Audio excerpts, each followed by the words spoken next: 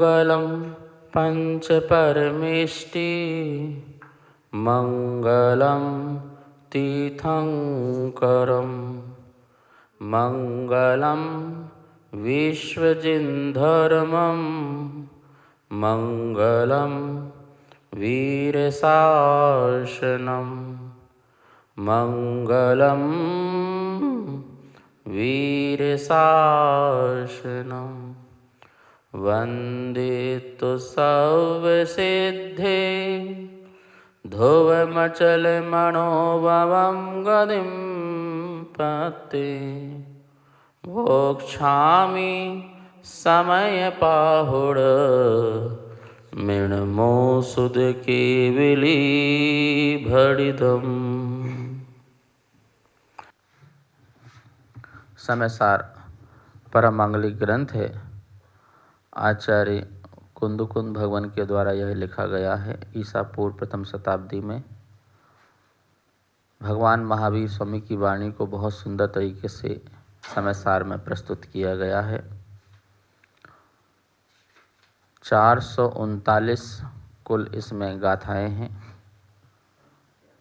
आध्यात्मिक ग्रंथ है। गाथा नंबर 6 शुद्धात्मा का स्वरूप चल रहा था।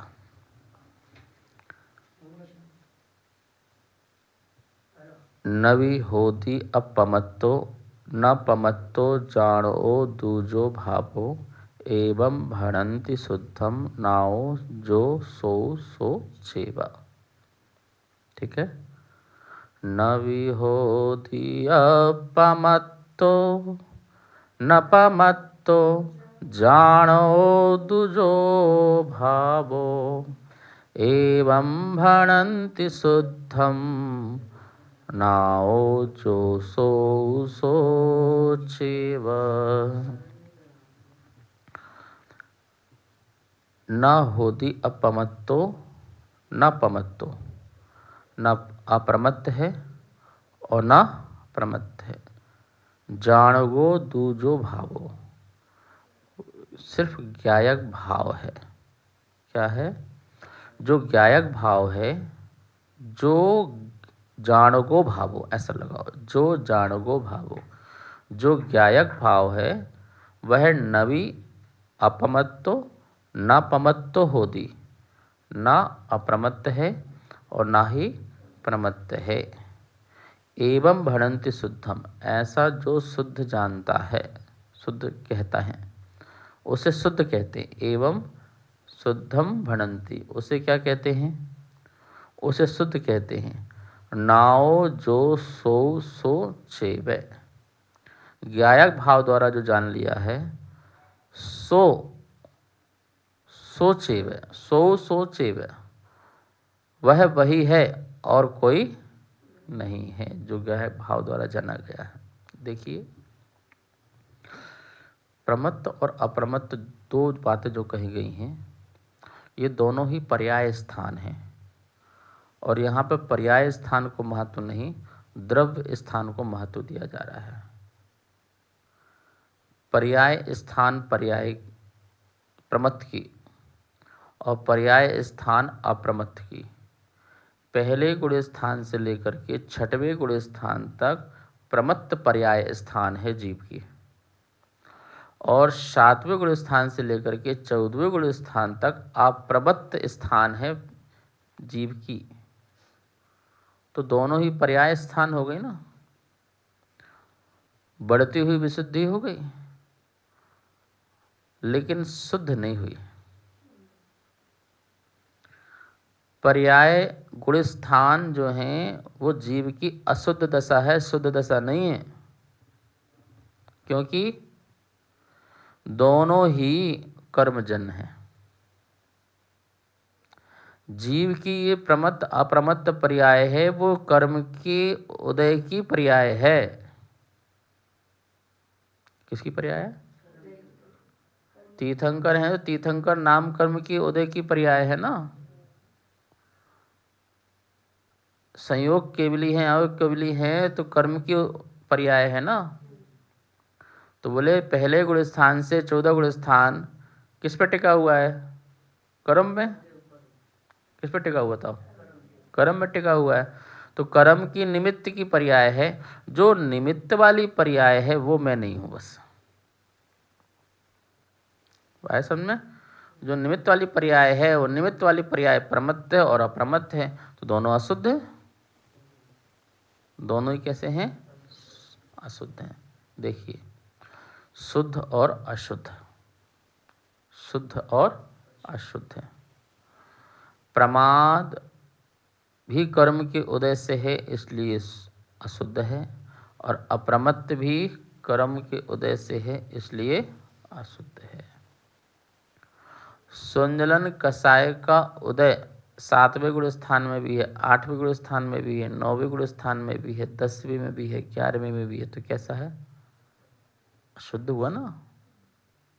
और अन्न कर्म, नाम कर्म, आयु कर्म, वेदनी कर्म, ये कर्म आगे तक उदय में है, इसलिए उस उदय से औदिक कार्य हो रहे हैं, औदिक परिणाम हो रहे हैं। गति, जाति, इंद्रिय सभी औदिक परिणाम हैं, और औदिक परिणाम के कारण इस जीव की दशा ये कहलाई जाती है गुणस्थान।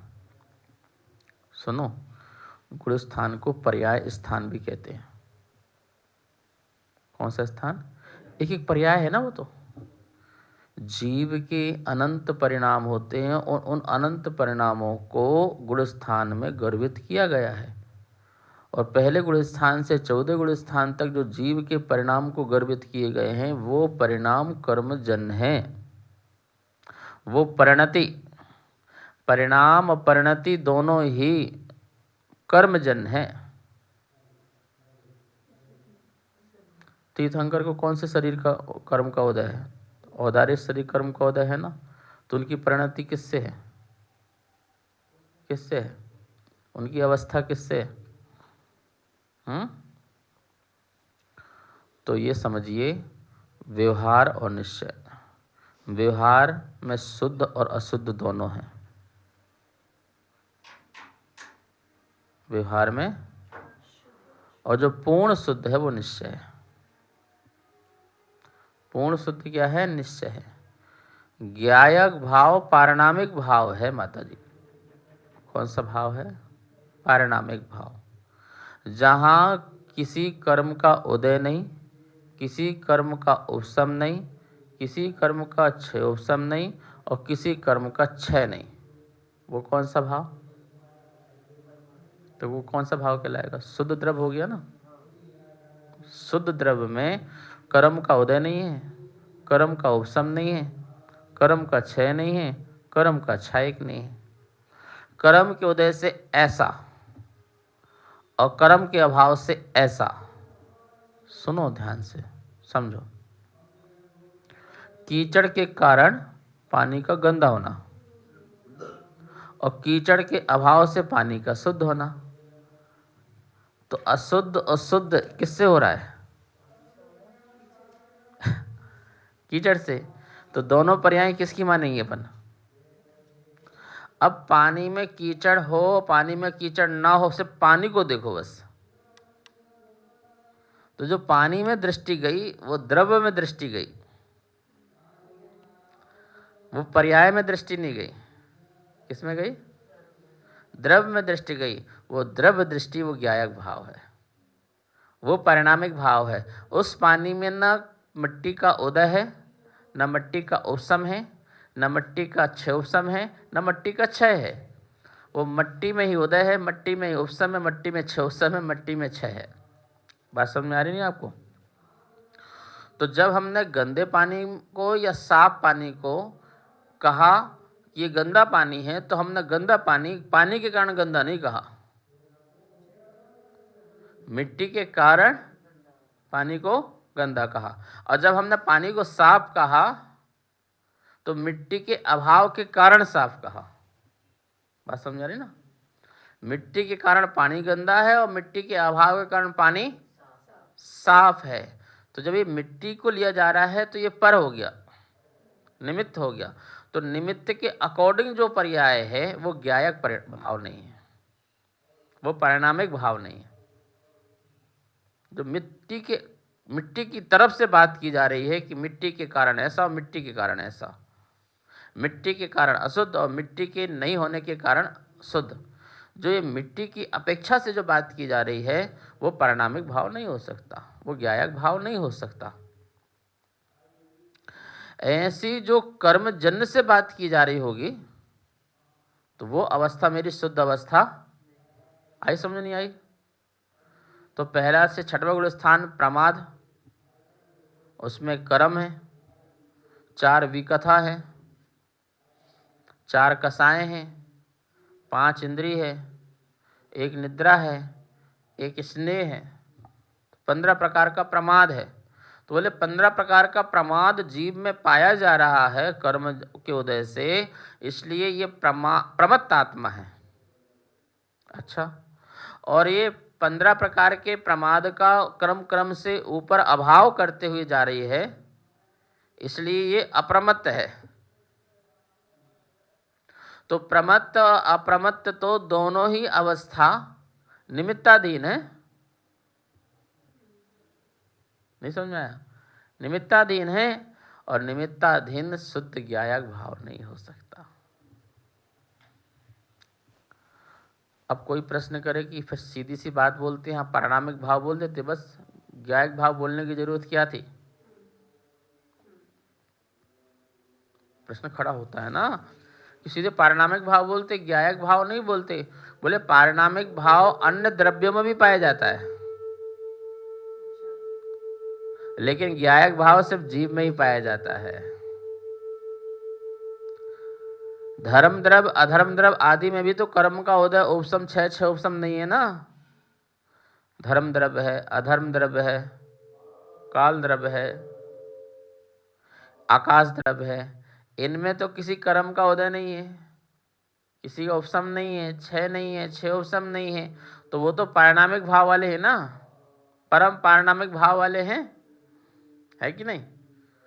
तो बोले यदि हम पारिणामिक भाव कहते तो वो फिर अन्य द्रव्य में भी इस प्रकार से बात आ जाती, लेकिन हमें यहाँ तो जीव की बात चल रही है, हमारी बात चल रही है। तो जानने वाला जो है वो पारिणामिक भाव, जानने वाला कौन सा है? वो पारिणामिक भाव, जहां पर कर्ता कर्म एक हो, वो पारिणामिक भाव, वो ज्ञायक भाव। मैं ज्ञेय को जानने वाला हूं, इसका जानने का कर्ता कौन है? ज्ञेय है कि ज्ञान है? जानने का कर्ता कौन है? जो जान रहा है वो ज्ञान जान रहा है कि ज्ञेय जान रहा है? ज्ञेय तो पदार्थ है और जान रहा ज्ञान, तो कर्ता कौन हो गया? ज्ञान। और किसको जान रहा है? ज्ञान को जान रहा है, तो कर्म भी कौन हो गया? बोलो। ये पुस्तक है तो पुस्तक क्या जान रहा है? पुस्तक का ज्ञान जान रहा है, तो कर्म भी कौन है? ज्ञान। तो जहां कर्ता कर्म स्वयं ही आत्मा हो, वो ज्ञायक भाव। कर्ता कोई कर्म कोई, तो वो ज्ञायक भाव नहीं, वो पर्याय स्थान है। ज्ञेय के कारण मेरा ज्ञान नहीं है, मेरे ज्ञान में ज्ञेय दिखते हैं, ये है, लेकिन ज्ञेय के कारण मेरा ज्ञान परिणमन कर रहा है ऐसा नहीं है। मेरा ज्ञान तो मुझ में ही परिणमन कर रहा है, उसमें ज्ञेय पदार्थ झलकते हैं, दिखते हैं।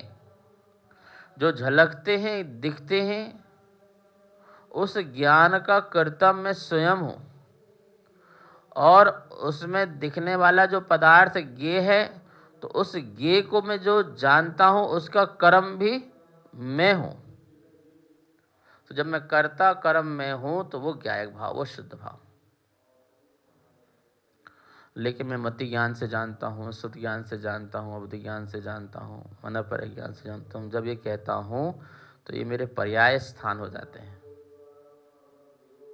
कौन से स्थान हो जाते हैं? पर्याय स्थान हो जाते हैं। मैं फिर उस समय शुद्ध ज्ञायक भाव नहीं रहता हूँ। ज्ञायक भाव तो निगोष से लेकर के निर्वाण तक है। यदि मैं पर्याय में दृष्टि न दूं तो, मैं पर्याय में दृष्टि न दूं तो, सिर्फ जानने वाले में दृष्टि दूं तो निगोष से लेकर निर्माण तक मैं ज्ञायक भाव हूं, लेकिन शुद्ध ज्ञायक भाव नहीं हूं। क्यों? क्योंकि मैं मति ज्ञान पूर्वक पर पदार्थ को जानता हूं, शुद्ध ज्ञान पूर्वक पर पदार्थ को जानता हूं। जब मैं पर पदार्थ को पर के निमित्त से जानता हूं तो उस समय में शुद्ध ज्ञायक भाव नहीं हूं। शुद्ध ज्ञायक भाव त्रकालिक होता है। द्रव्य दृष्टि ते सम्यक दृष्टि, पर्याय दृष्टि ते मिथ्या दृष्टि। पर्याय मात्र में ही जिसकी दृष्टि, ही पकड़ना, ही पर्याय ते मिथ्या दृष्टि नहीं, पर्याय मात्र में ही दृष्टि तो मिथ्या दृष्टि, द्रव्य मात्र में ही दृष्टि तो सम्यक दृष्टि। द्रव्य में दृष्टि देना है। सुनो भैया, द्रव्य में जब दृष्टि देते हैं तो पूरे द्रव्य का अनुभव होता है। माता जी सुनो, शुद्ध द्रव्य और अशुद्ध द्रव्य, अशुद्ध द्रव्य ये प्रमत्त अप्रमत्त हैं। स्वामी जी, अशुद्ध द्रव्य प्रमत्त और अप्रमत्त हैं। शुद्ध द्रव्य तो ज्ञायक भाव है, जहां ना पर्याय स्थान नहीं है। 14 गुण स्थान पर्याय स्थान है स्वामी जी, कर्मजन्य पर्याय है। कौन सी पर्याय है? कर्मजन्य पर्याय। और कर्मजन्य पर्याय द्रव्य की शुद्ध पर्याय नहीं कहलाती है। कर्मजन्य पर्याय द्रव्य की शुद्ध पर्याय नहीं कहलाती हैं, वो अशुद्ध पर्याय कहलाती हैं। कौन सी? कर्मजन्य अशुद्ध पर्याय हैं। अरहंत की पर्याय भी जो है वो आघातीय कर्म के उदय से है। किसके? जब आघातीय कर्म के उदय से है तो द्रव्य शुद्ध है कि अशुद्ध? बताओ, समुद्र को देखा है कि समुद्र की लहरों को देखा है? बोलो। समुद्र को आज तक किसी ने देखा ही नहीं है। ज्ञान का विषय पर्याय बनती है, द्रव्य नहीं बनता है। लहरें पर्याय हैं। पूर्ण समुद्र का अनुभव करने के लिए समुद्र में घुसना पड़ेगा, समुद्र में प्रवेश करना पड़ेगा। जब पूरा समुद्र छान के आओगे ना, तब कहोगे कि मैंने क्या देखा है? समुद्र देखा। ऊपर से तो क्या क्या दिख रहा है? पर्याय पर्याय दिख रही हैं हमें। हमारी व्यवहार दृष्टि से हमें पर्याय पर्याय दिख रही हैं। ये मनुष्य है, ये कीड़ा है, ये चींटी है, मच्छर है, आदमी है, महिला है, पुरुष है, स्त्री है, बालक है, ये सब क्या दिख रहा है? बोलो। ये पर्याय दिख रही है। पर्याय मात्र ही सत्य मान लेना ये मिथ्यात्व है। पर्याय को स्वीकार कर लेना ये व्यवहार है। लेकिन पर्याय में निश्चय को नहीं देखना ये भी मिथ्यात्व है। निश्चय में तो ये नहीं है, तो ज्ञायक भाव है, ये तेरे पर्याय स्थान है। कौन सा स्थान है? हाँ, धवला आदि ग्रंथों में या श्वेतांबर ग्रंथों में से भूत स्थान भी का। कौन सा स्थान? अपने यहाँ जीव स्थान, जीव स्थान, पर्याय स्थान, भूत स्थान, गुण स्थान, ये चारों पर्यायवाची हैं। याद रहेगा? गुण स्थान, यहाँ गुण मतलब आत्मा के गुण नहीं, गुण मतलब एक पर्याय है। क्योंकि ये हालत दशा उसको भी गुण कह देते हैं। तेरा क्या गुण है? क्रोध करना तेरा गुण है, मान करना तेरा गुण है, लड़ना झगड़ना तेरा तो गुण ही है भाई।